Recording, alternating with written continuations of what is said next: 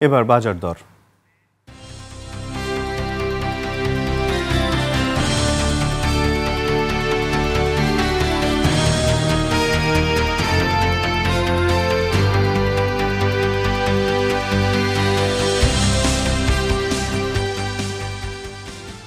বিভাগীয় নগরী রংপুরে চালসহ বেড়েছে সব ধরনের সবজির দাম বেড়েছে সব ধরনের মাছেরও। নগরীর পাইকারি বাজার সিটি বাজারে মোটা চাল কেজি প্রতি 5 থেকে 6 টাকা বেড়েছে।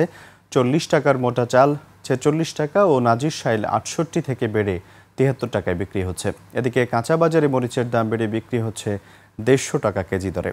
এছাড়া ঢেঁড়স, লাউ, বেগুন, পেঁপে, চিচিঙ্গা, পটল সহ সব ধরনের সবজিতে কেজি প্রতি 5 থেকে 8 টাকা বেড়েছে। অন্যদিকে গরুর মাংসের দাম বৃদ্ধি না পেলেও খাসির মাংস কেজিতে বেড়েছে 100 টাকা।